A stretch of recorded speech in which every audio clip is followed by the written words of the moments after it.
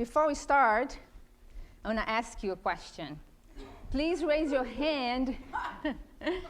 Please raise your hand if you think that chronic diseases, which are responsible for 7 out of 10 deaths in the US, are a natural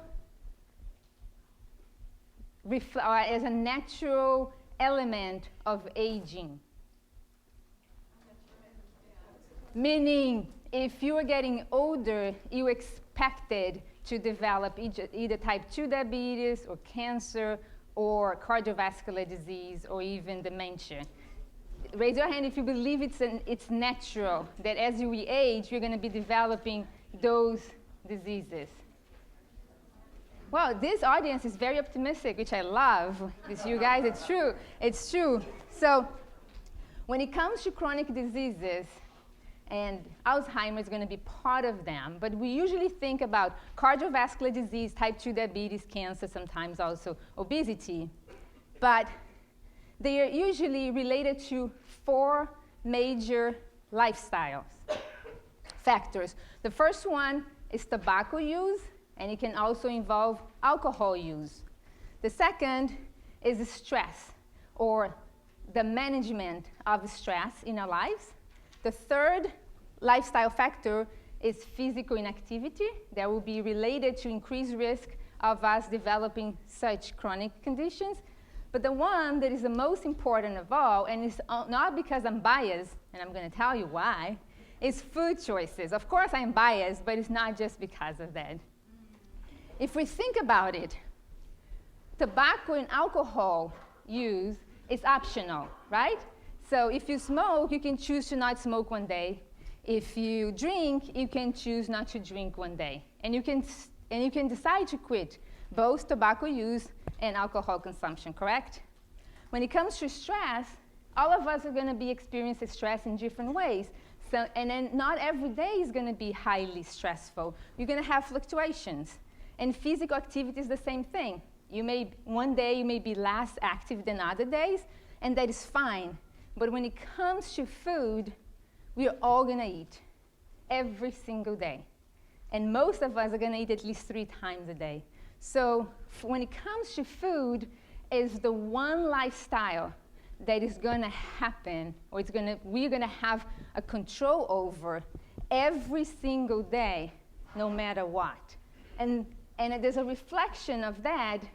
Now, the composition of diet is the #1 risk factor for the development of these conditions, and is the #1 risk factor of death in this country.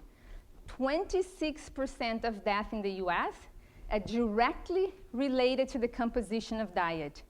Diet kills more than tobacco use, amount of cholesterol, BMI, or blood pressure. Physical activity or lack of comes in number 5 when it comes to death, okay?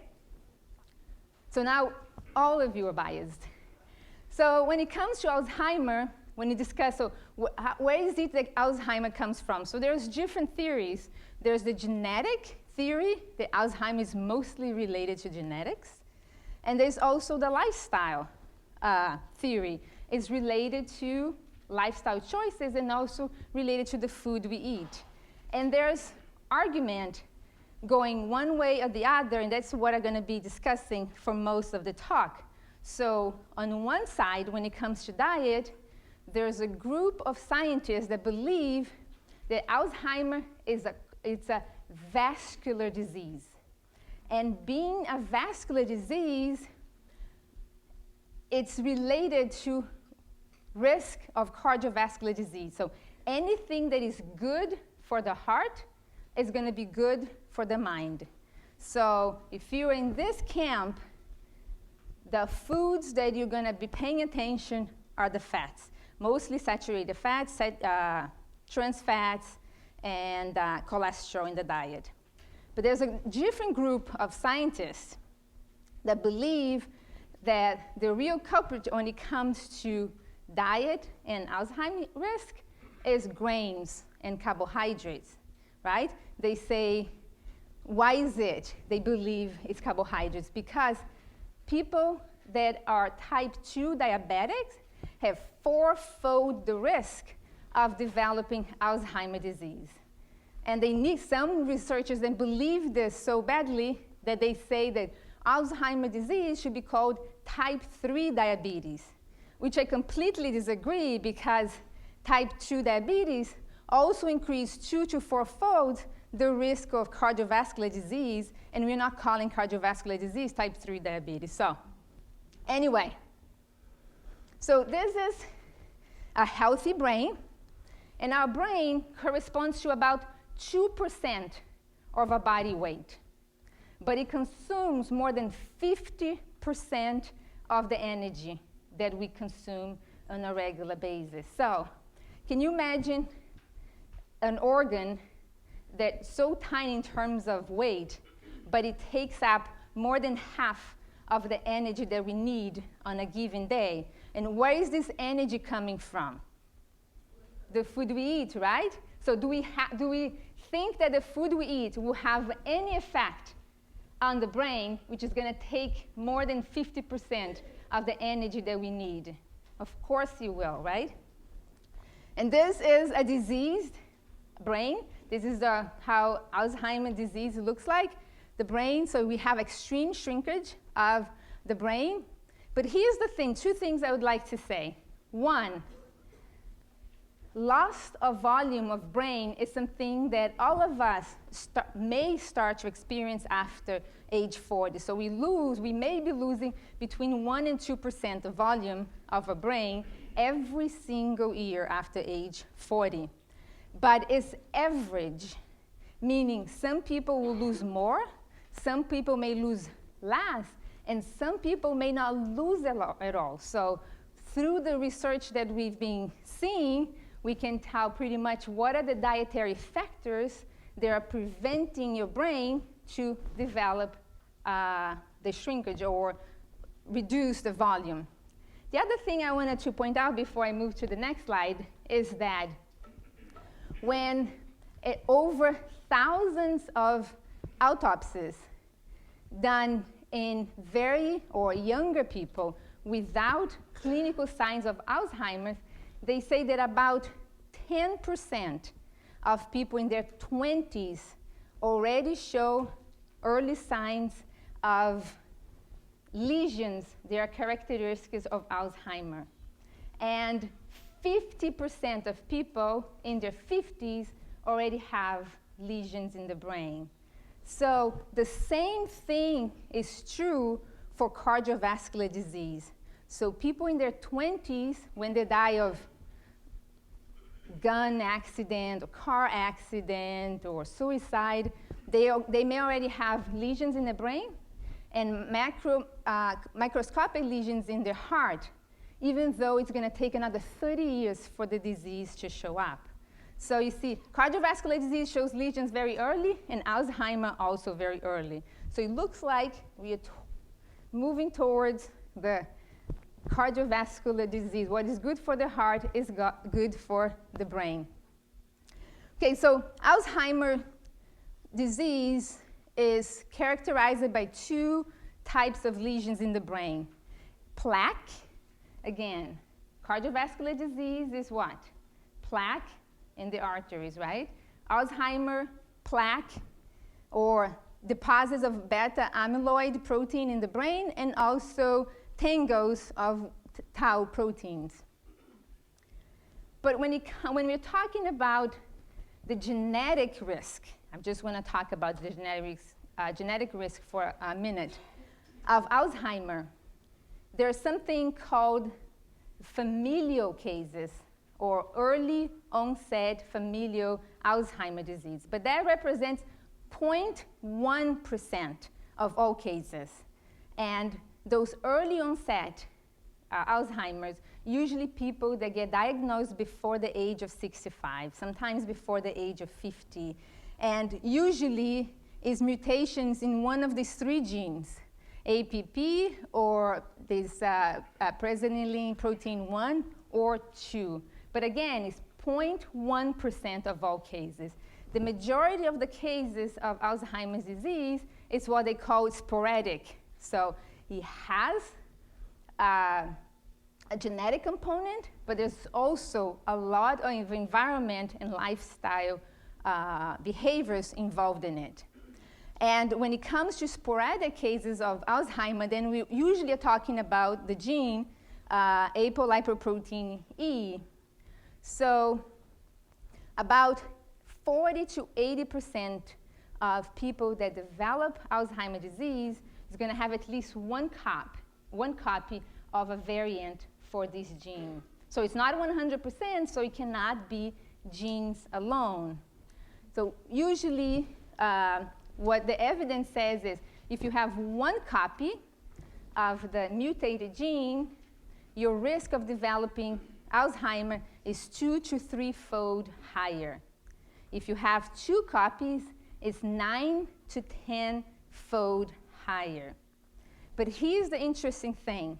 In research done with thousands of people, prospective studies done with thousands of people, say there's two lifestyle choices or two risk factors related to lifestyle behavior that will increase your chance of having Alzheimer's disease completely unrelated to whether you have one copy or two copies. And that is the amount of cholesterol, so hypercholesterolemia, and blood pressure. If you had high cholesterol and high blood pressure, it's just as if you had one mutated gene. Your risk goes up 2 to 3-fold. But if you tackle lifestyle behaviors, they believe that even if you have two copies, your risk can go from 10 down to 2, as if you didn't even have, or if you had one copy or not even one copy. That's the power of lifestyle. But here's the most important evidence that lifestyle may be way more important than genetics when we're talking about sporadic Alzheimer's disease, which is the majority of cases. So Nigeria, the African population in Nigeria, they have the highest frequency of ApoA4 mutation in the whole world. But they also have one of the lowest rates of Alzheimer's disease. And not only that, but they compared this population with African Americans who live in Indianapolis. They have about the same rate of frequency of the mutation, but in Indianapolis, they have 5 times more Alzheimer's disease than in Nigeria. So the same happens in Japan. Like in 1980s, the incidence of Alzheimer's disease was about 1%. Now it's 4.5, exactly like the US. Why is that? And the same happens to Japanese that moved from Japan to the US. They're changing their diet. Every time they're changing the diet, the risk and the incidence raise. They believe Nigeria has such low rates of Alzheimer's disease because their diet is very low in animal fat, and they have very low cholesterol as a result of that. They eat mostly plant-based diet. So when it comes to diet, the confusion happens because food is a package, and I'm going to be discussing this later on the talk. But when researchers and physicians are talking about food, they tend to break it down into macronutrients, so fats, carbohydrates, and protein. And that's what causes the confusion. So, like I said, there's one theory for Alzheimer that says the problem is fat and the amount of animal protein that you eat. So we call the meathead theory. And on the other side is carbohydrates are to blame. There's the grain brain theory, right? So, and that's what we're going to be discussing for the rest of the talk. The most difficult part is over. Now it's all easy. Okay. People in the grain-brain side say Americans have been getting more heavier and heavier since the 1970s, and the food to blame are sugar, and the foods to blame are sugar and the amount of grains. So, but if we look at how the American diet changed in the past between 1970 and 2010, we see first that Americans eat about 500 calories more today than they used to eat back in 1970, so 25% more. And when we look into what is the category that we eat more, grains really had a spike, about 40% more. But the interesting, that what you need to really pay attention is that Americans are eating 40% more grains, but 90% of these grains are refined, meaning they are eating stripped from fiber. They are eating without fiber. So when it comes to carbohydrates, you're going to be seeing this. It's not the amount that matters, it's the type that matters. If you're eating whole, intact carbohydrates, you won't see the problems that you see today. But even if we wanted to believe that Americans are eating more carbohydrates, Americans have been eating even more fats and oils. So 67% more fats and oils. So next time you see a study saying Americans have been eating more and more sugar and grains and eating low fat, there's a difference between being told to eat less fat and actually doing it, okay? So there's a reason why it's easy for us to believe we have been eating low fat and we are not. And if you want to know why, just ask me after the lecture, because I don't have time to explain, but there's a reason why we believe we are doing that. Okay, now, again, talking about people on the grain-brain side of Alzheimer. So the theory goes like that. I said, if you have type 2 diabetes, 4-fold increased risk of Alzheimer's disease. That's why they say type 3 diabetes. But the flaw in this theory is the following. They believe that only carbohydrate will raise insulin. Only carbohydrate will cause insulin resistance, and it's carbohydrate that causes diabetes. But they are wrong. So everybody heard of the glycemic index, correct? So the glycemic index says anytime we eat a carbohydrate-rich food, glucose in our blood is going to raise, correct? So white bread is the standard. So white bread is the worst possible food when it comes to glycemic index, and it has a glycemic index of 100. So anything that gets close to it then is considered to be very bad. But here's the thing I want you to think about. We are using glucose as a proxy to understand how much that food will raise insulin in our blood, right? Because insulin is what matters. Everybody's always concerned about insulin spikes. Wouldn't it be interesting if there was an insulin index that you could measure insulin directly? And the good news is, yes, it exists.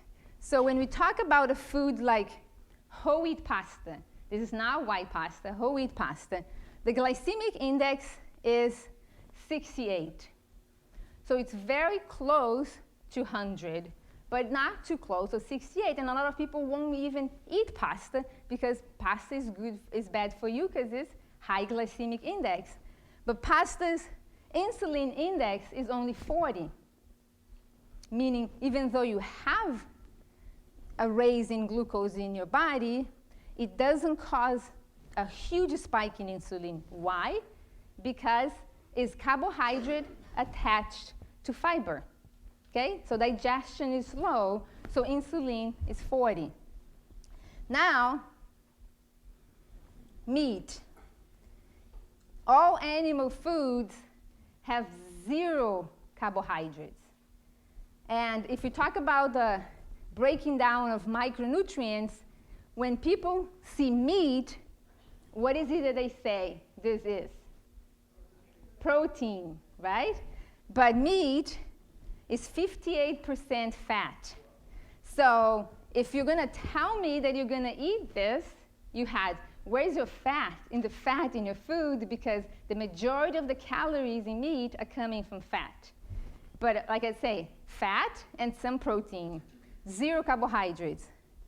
Glycemic index is 21, okay? It's a lot lower, but it doesn't make sense. So how is it that something that has 0 carbohydrate can still bring glucose in our arteries, right?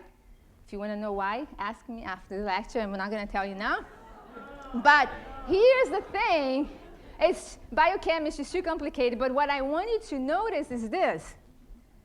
The insulin index of meat is 51. Whole wheat pasta was 40.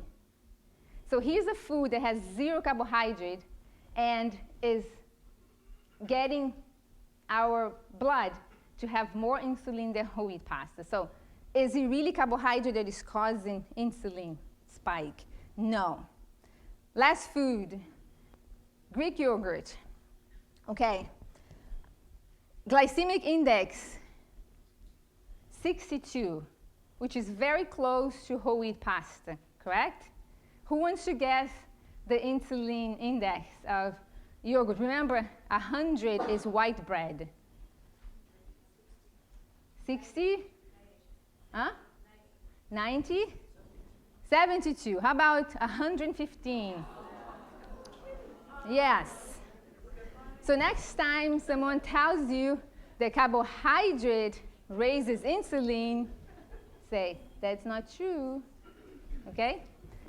Animal food, animal protein, animal fat will raise insulin more than intact, the majority of intact carbohydrates. All right. Here's how insulin works, and then and now you understand the real reason type 2 diabetes happens. So here's the cell. We have glucose that comes from the food we eat. For glucose to go inside the cell, it needs to go through a door. And there's a key and a lock, and this key that opens the door is insulin. Okay? So type 2 diabetes happens when there's a problem in the lock and the door doesn't open, right? So if type 2 diabetes was a disease related to carbohydrates, we would say it's the problem is the glucose, and the glucose is what is always blamed, but type 2 diabetes is a problem right here. You have the key, you have glucose that needs to go into the cell, but something is jamming the lock. Who can tell me what that is? Fat. Type 2 diabetes is a fat disease, not a carbohydrate disease. Type 2 diabetes exists because of the amount of fat in the diet, not because of the amount of carbohydrates. Okay? Stripped carbohydrates make it worse, but they do not cause type 2 diabetes. And if you want me to talk about it later, I will. All right. Meat consumption. Populations that consume animal protein, and I'm showing red meat, but it doesn't matter if it's red meat, chicken, fish, pork. Meat is meat. Animal flesh is animal flesh. 2 to 3 times higher the likelihood of developing dementia, including Alzheimer's disease. So compare to populations that do not eat any animal flesh. So it's 2 to 3% likelihood of developing, like it's not even the risk, is 2 to 3% higher, fold increase in the number of people that have the disease that we see. It's not increased risk, it's increased actually number of people that develop dementia, okay? And two of the main culprits behind this relationship between amount of animal food and developing of Alzheimer's disease, dementia, but with focus on Alzheimer, trans fatty acids and saturated fatty acids. There's also cholesterol, and there's also metals like copper and iron, but I can talk about that later. But one thing I wanted to leave here knowing, when you talk about trans fatty acids, usually people think about what? Partially hydrogenated, right? Margarine and all of this, and then say, as long as I don't eat packaged food, which is, it's very hard to do, right? I'm okay with that. There's two problems. Well, first is that the way the labeling works is, as long as you have less than 0.5%, 0.5 grams of trans fatty acids in a food, you can label as 0. So the food industry will always do their best to decrease the size of a serving so trans fat can be labeled as 0. So anytime you see 0, it says it can have up to 5.5, and they can label as 0, okay? If you eat the whole package, you may still be eating trans fatty acids. The second thing is that most people don't realize is animal food has naturally occurring trans fatty acids. So if you eat animal food, especially from ruminants, cows, like dairy, and flesh from beef, you are eating trans fatty acids. And both the World Health Organization, the National Academy of Science, the American Heart Association says, what is the upper limit for trans fatty acids that we can consume on a daily basis? 0. Any increment is going to increase the risk of cardiovascular disease, obesity, type 2 diabetes, and cancer. Okay? For saturated fats, the upper limit is 5%. For the American Heart Association, is 0 for the World Health Organization, and is 0 for the National Academy of Sciences, okay? The American Heart Association wants American not to worry so much. Okay, so people that have consumed the most trans fatty acids have 5-fold increased risk of Alzheimer's disease. Those that have the highest consumption of saturated fat compared to the lowest have 3-fold increase in their risk of developing Alzheimer's disease. Coconut oil. Raise your hand if you heard that coconut oil is the best thing for Alzheimer. Okay? All right. So when we talk about saturated fats, the majority of saturated fats in the American diet come from animal foods. And the biggest villain before beef, before bacon, is dairy. Dairy, cheese, pizza is the #1 source of saturated fat in the American diet, okay? But the exceptions in the plant world are coconut oil and palm oil. It's the only vegetable oils that is just as high in saturated fat, if not more, than animal foods, okay? If I'm telling you the saturated fat is really bad, do you think coconut oil is good? No. Wonderful. Okay. And just to give you some perspective, why is it that they say that coconut oil can be good? Because about half of the saturated fat is what they call MCTs, or medium chain triglycerides. So 50%. but they are the 45% long-chain triglycerides. Lard is 43% long-chain triglycerides. So don't think that you can get one thing that could potentially be good without getting the bad along.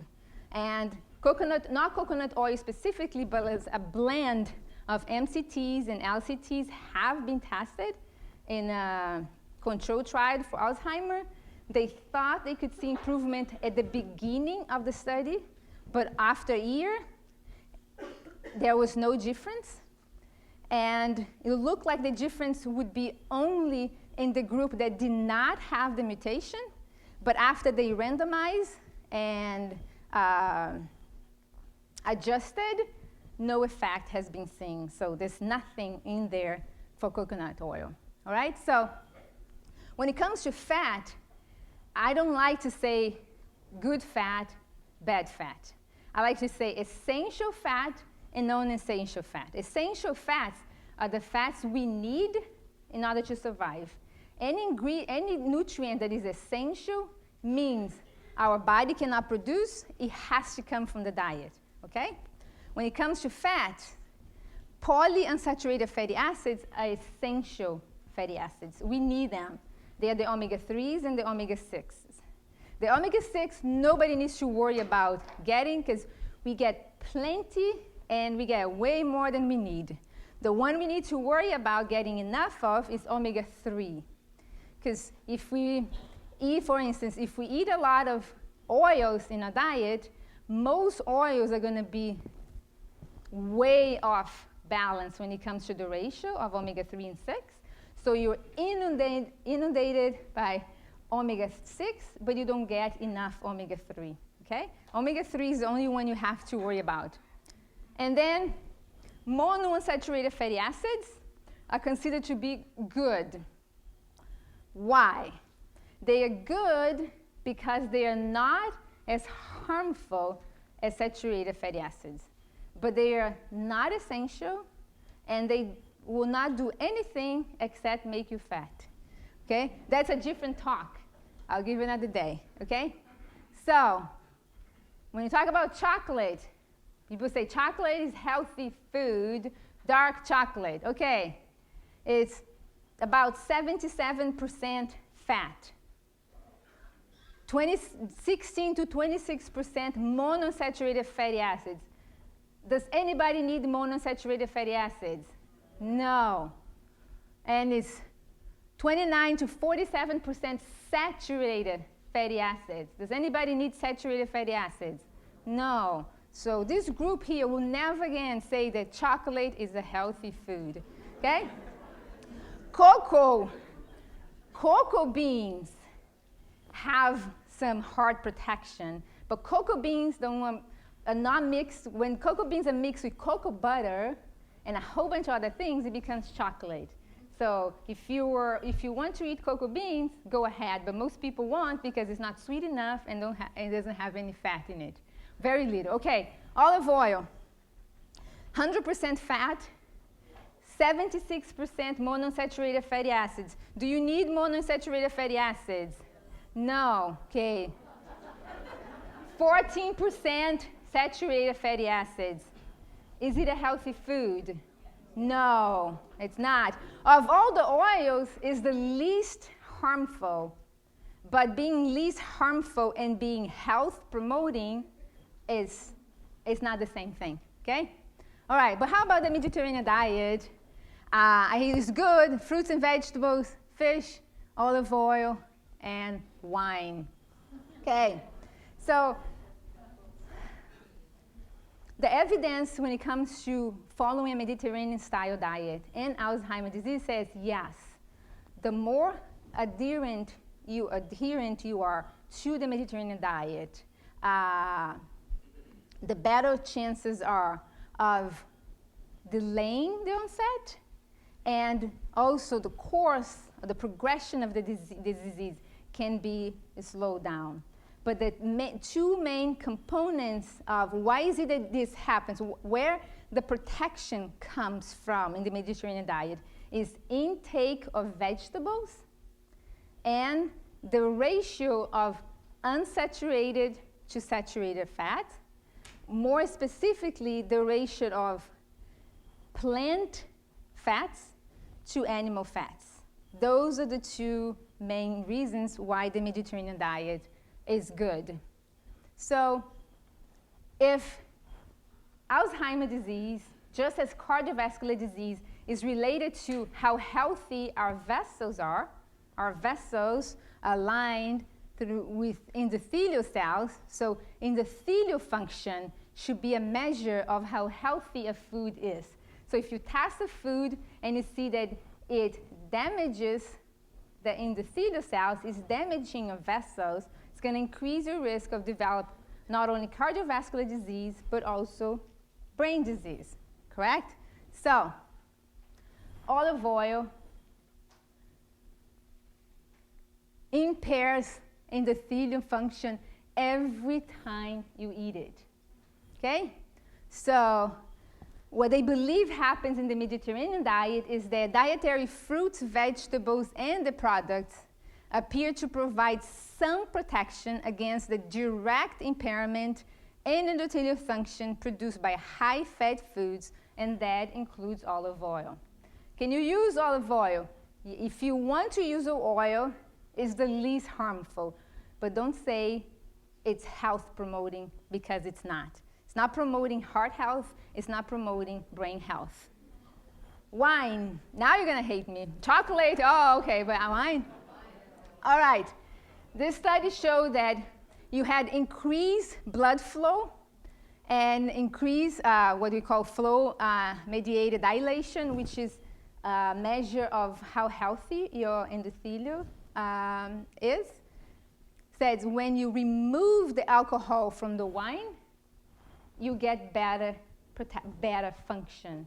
So when it comes to wine, it's not the alcohol that is protective, it's the grapes. So you might as well just eat the grapes. It's not as fun, I know, right? All right, fish. Fish is 59% fat, the same amount of red meat, 15% monounsaturated fatty acids, 14% saturated fatty acids. It's impossible to find fish today that does not have high metals, mercury, one of them. It's almost impossible to find fish that doesn't have PCBs, and you cannot find fish without cholesterol or saturated fat. So, cholesterol. Why is it there's evidence, or people like to talk about, it doesn't matter how much cholesterol comes from the diet, because it's not a reflection of how much cholesterol is in the blood. How many of you heard of that before? Only me? Okay. All right. The reason is this. When it comes to the relationship between dietary intake of cholesterol and how much cholesterol we're going to have in the blood, there's something that we call curvilinear effect. So you see a linear effect only when you consume between 0 and about 400 milligrams of cholesterol. So then is a completely linear effect. The more cholesterol you eat, the more you're going to have in your bloodstream. But after a while, you hit a plateau. So all of the studies that say that it doesn't matter, it's because they are population studies that measure, get a snapshot of the population to see how much cholesterol you eat, how much cholesterol you have, and you get people spread out across the curve, and then you lose the effect. But there is an effect. But when it comes to the amount of cholesterol that we have, the number one, or the big villain that's going to raise cholesterol the most is actually saturated fat. So, and it's impossible to have a food that has cholesterol that doesn't have saturated fat. They travel together. So when you're eating a food that has cholesterol, it's going to come with saturated fat. And cholesterol is only present in animal foods. No plant food has cholesterol. The other reason why some people like to believe that cholesterol doesn't matter is because when you look at the majority of people, this is looking at 65,000 people that were admitted to 344 hospitals with an acute coronary condition, the average total cholesterol is 170. And the normal cholesterol is 200. So people that like to believe that carbohydrates are to blame and not cholesterol and saturated fat, they use this as evidence saying, if your cholesterol is normal and you're still having heart attacks, cholesterol is not to blame.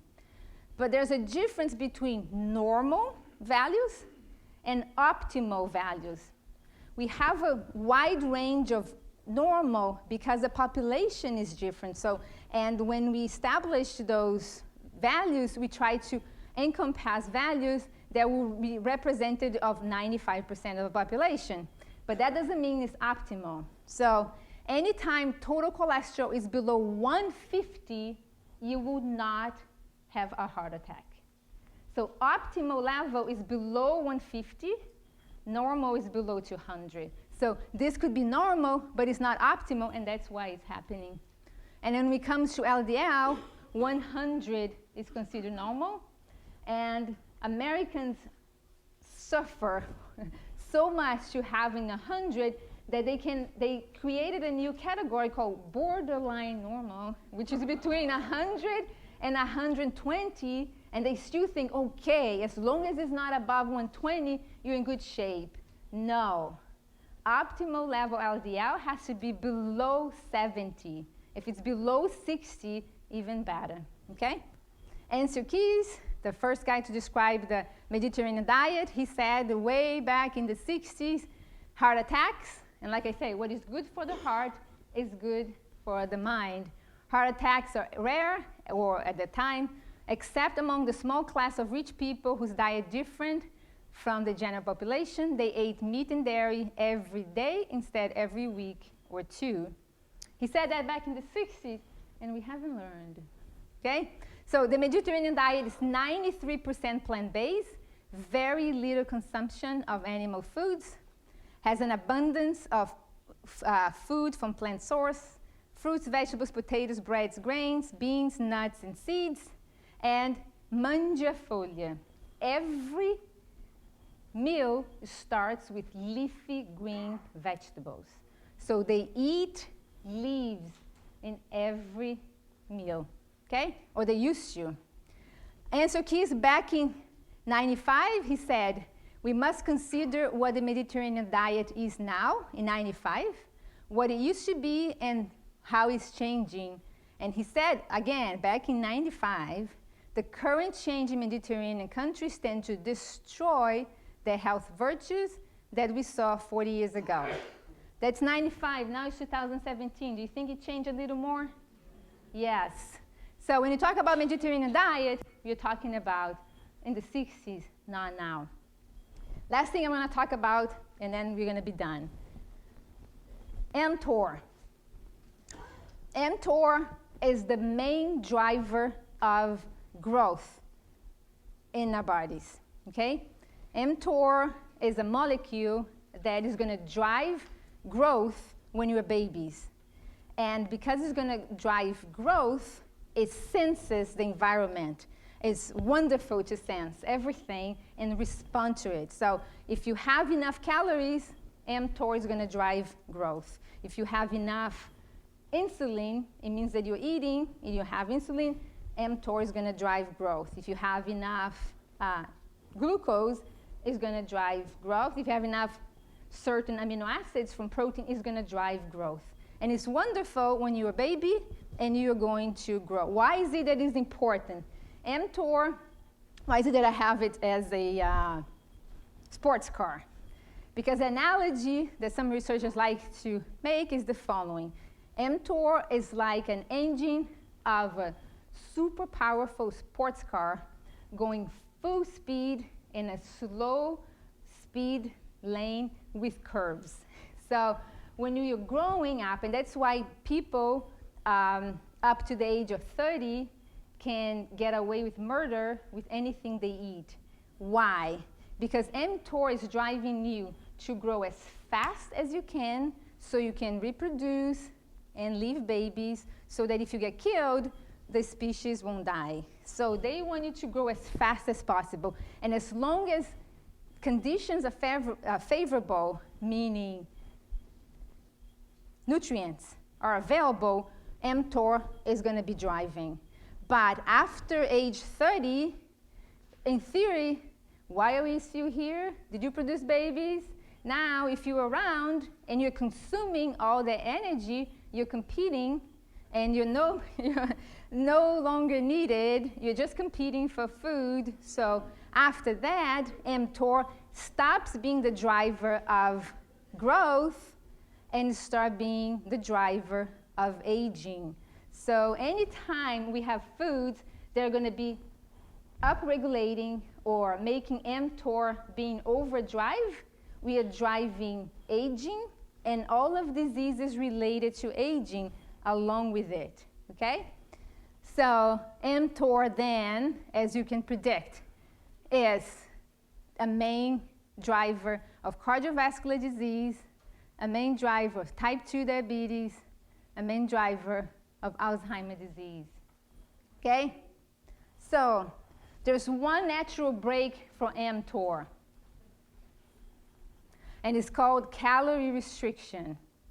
Has anybody heard that if you restrict your calorie intake, you may live longer? Okay, this is one of the reasons, okay?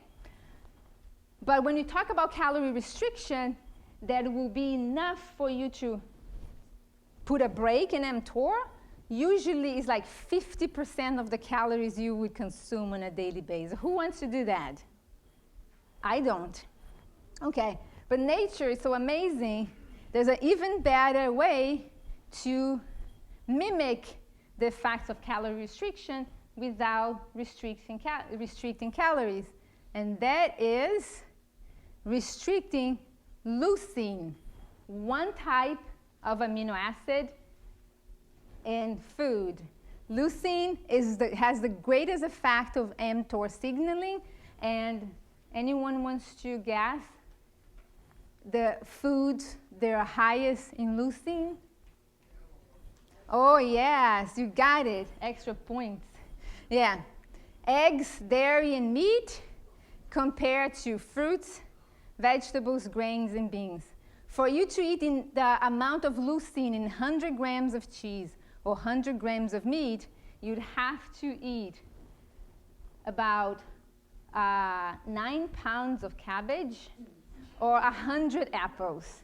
Good luck. So it always goes back to food. Like I said at the beginning, I'm going to repeat again. Food is a package. When you go to the grocery store, you cannot say, can I have 100 grams of filet mignon, but please leave the leucine on the side. No saturated fat, no cholesterol, and can you please add some fiber to it? No, you get a package as this, okay? So this is the animal food package. Very high in total fat, high in saturated fat, high in cholesterol, no fiber. I didn't have time to talk about choline or new 5GC or ages, or iron, but amino acid composition, leucine, high in protein, okay? And this is the plant package. Fruits, vegetables, legumes, whole grains. It's naturally very low in fat, very low in saturated fat, very high in fiber, very low in leucine. So it's the package that counts, not the amounts. And so just a head-to-head comparison between beans and meat, okay? 100 grams of beans and meat, we have about the same amount of calories, a fraction of the total fat, no saturated fat, no cholesterol, tons of fiber, more iron, and the type that will not cause disease, which is known heme, same amount of protein, and a fraction of the cost. Why is it people still eating meat? I don't get it, okay?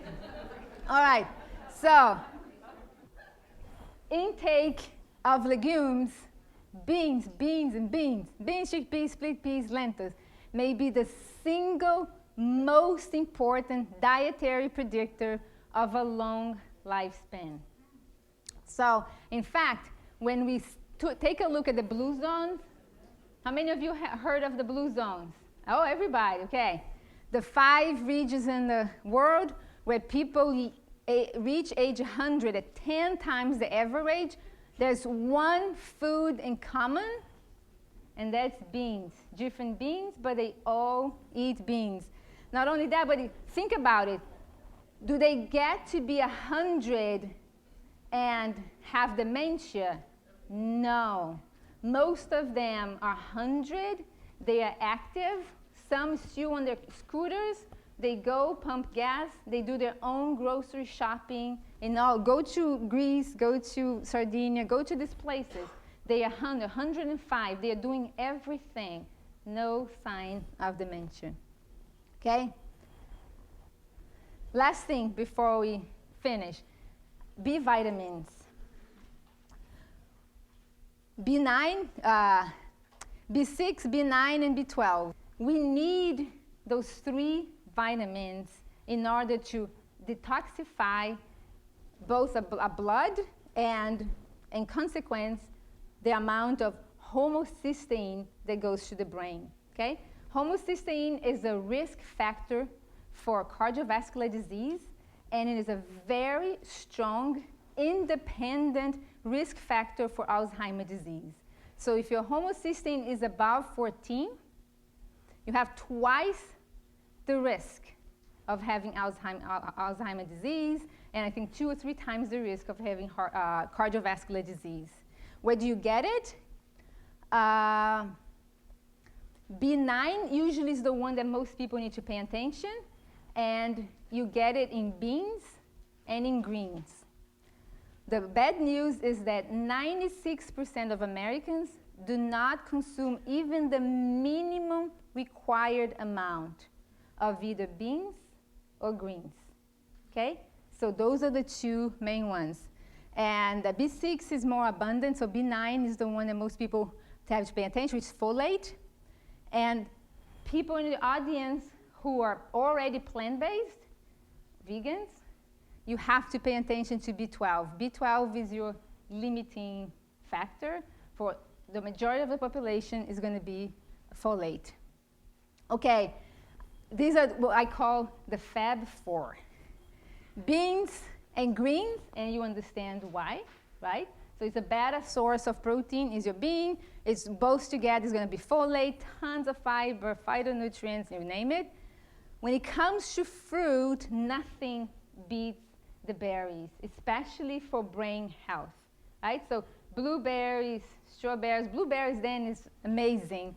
So the more berries you eat, the berries are very protective against that natural shrinkage that we see in our brain. So the more berries, the better. But when I say blueberries, it's not blueberry muffin, okay?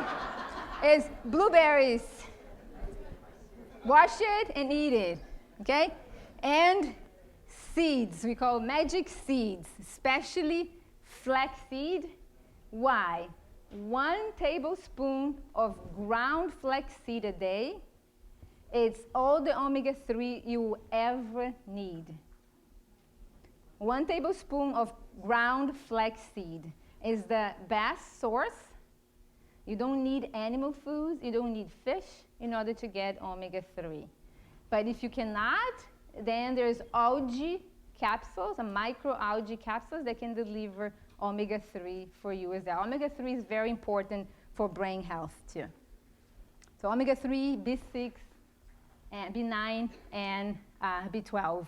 So at the end of my talk, I always like to say it's not about being vegan or vegetarian, because when you talk about being vegan or vegetarian, the focus is what you're avoiding to eat. You can be vegan and eat white bread with, whatever you want to put in, right? You can be vegan and you can drink soda. Soda is vegan, right? There's no animal products. You can eat cookies. There's many cookies that are naturally vegan that, how do you call that? Crescent. Crescent. There's no butter in it. That thing is vegan. So it's not about avoiding certain foods. You have to add The problem with the American diet is that you're eating too many of the things that you shouldn't be eating and too little of the things that you should be eating. So you have to flip. Eat more of one and less of the other for sure. So it is about eating mostly whole plant foods that are naturally low in saturated fat, low in fat, zero cholesterol, and so on and so forth.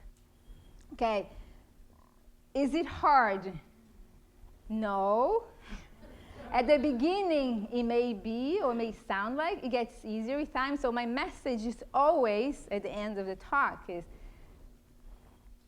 you have to start where you are.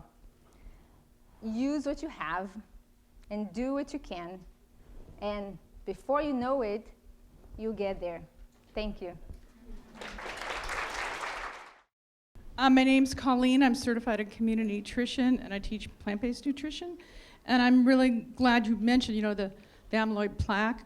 But there was no mention, the World Health Association and many other very esteemed academics and scientists have talked a great deal about GMO, and also artificial sweeteners cause amyloid plaque. And I know it's a real hot topic because, big corporate ag, in the junk food industry. But I thought the presentation was magnificent. Thank you. And you only have a limited time. But, acrylamides, anything deep fried. Yes.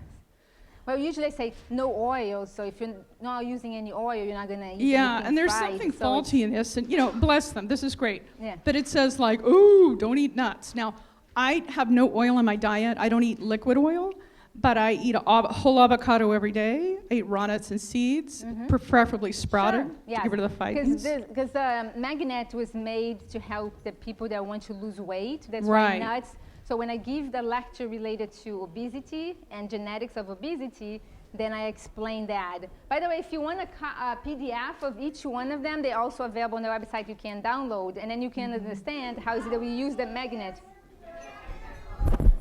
If you want a PDF of the magnet or the food label, they are also on our website, because she's just saying that we added the nuts as a red, and nuts in theory are very health promoting. It is because when we made the magnet, the focus is when we discuss obesity. So people that want to lose weight, they should be limiting the amount of nuts, but nuts is actually a green food because it's a plant For food, satiety. and it's a whole plant food that happens to be high in fat. Yeah. Do you think UC Davis Med Center will eliminate the denatured displacing foods of modern commerce from inpatient meals in the hospital? Eventually, Or will they yes. continue to sell soda pop and GMO junk food, deep fried crud? Eventually, yes. Oh, that's yes. good, because I know Kaiser Permanente voted unanimously on their board It's gonna happen. many years ago that Yeah. all the clinicians there have to be trained in plant-based nutrition, Yeah. teach it. Okay. Your question about your slide on essential fats showed salmon in the picture with the nuts and the seeds. And I just wondered, is the omega oils in the salmon considered healthy, or is that just another fat and that should be avoided? Well, omega-3 is an essential fatty acid. Can you get it in fish? Yes. The problem is that you are not just getting the omega-3. You're getting, in most cases in fish, you get way more omega-6 than 3, way more, especially if it's farm raised. It's like 30-to-1 ratio when it has to be 1-to-4. So, and then you get a lot of saturated fat, you get mercury, you get PCBs, you get all of these things that you don't need. So if you want omega-3, you can get from flax seeds, or you can get from algae supplement and bypass the fish. You don't need the fish for the omega-3. My mom has been diagnosed with dementia. Now, the slides you showed today in your presentation, is it too... Her mother has been diagnosed with dementia, and my slides show how to prevent, not how to treat. Is that what you're going to ask me? No. Yes? Okay. It's a great question. When it comes to chronic diseases like type 2 diabetes, cardiovascular disease, obesity, cancer, we say eating like that can not only prevent, it can treat and can reverse. When it comes to brain, it's not like that. Because once the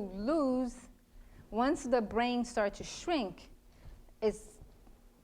I don't want to say impossible, because science can change, stem cells or whatever, but naturally, whatever mass has been lost is not going to go back. But you can slow the progression or make it so slow that it's not going to be detrimental to her father.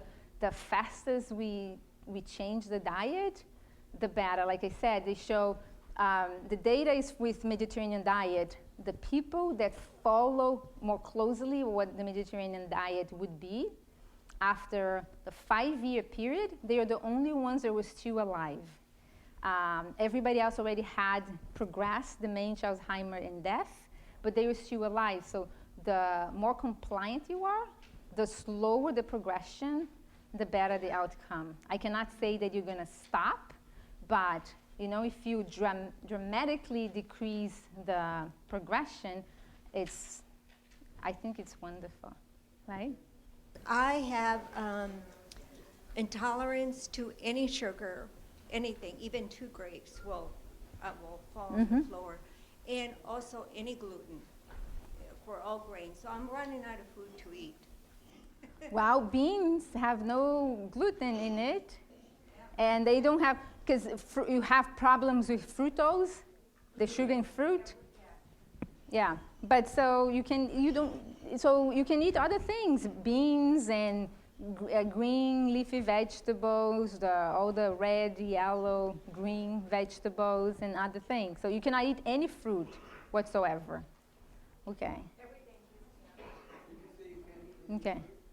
No, you should eat fruit. She said she can't. The thing is, sometimes when you have a condition with gluten, it affects how your body absorbs other foods. So maybe changing more towards plant-based may restore the lining of your intestine, and you may start tolerating fruit again one day. I cannot promise, but it could happen. But in the meantime, eat beans. I don't know quite how to frame this question, but how do you justify your position or reconcile your position with the type 3 diabetes camp? What I try to show is that they want to call type 3 diabetes because they say if you are diabetic, it's 4-fold increased risk of Alzheimer's disease. And they link this to the foods, the grains, they're going to be raising insulin. And what I at least try to show is that animal foods, animal protein and animal fats, they're going to raise insulin more so than intact carbohydrates. Not only that, but it's fat that interferes with how insulin works to allow glucose to go in. So if type 2 diabetes is a fat disease, not a carbohydrate disease, then what the claims is that the insulin is the problem and the carbohydrate is the problem. They are not valid. So it's not type 3 diabetes. Continues to be a problem related to fat in the diet. Okay. Hello, good evening, Doc. I just wanted to bring everybody's attention to what we learned tonight. I just finished a clinical research with Dr. Mosqueda at Kaiser. It's called the HALT program. And I went in this program in March with high blood pressure, diabetes, congestive heart failure, and just an abundance of illnesses. I stand here in front of you today having changed my diet to whole food plant-based. I no longer have diabetes. I no longer have heart problems. Well, I do have heart problems, but I'm not being affected. I have none of the symptoms. Blood pressure is normal, and literally, it's a disease reversal. It's not a diet, but actually a disease reversal. And since March, when I started the program, my blood sugar, my A1C level was 9.6. I stand here today at 6.1. Yeah. which is remarkable Amazing, just since yeah. March. So I'm looking forward March, to continue amazing. eating plant-based whole food. And anybody who's interested, yes, anybody who's interested in changing your diet and really looking, we have a Facebook page now called Plant-Diet South Sacramento. Plant-Food South Sacramento. And there's about 200 people who are sharing recipes, places to eat, and how to go about changing your life. And we'd love to have you guys. Okay. So please come Thank you. in. Great. I want to say one more thing before we go, and it goes back to your question.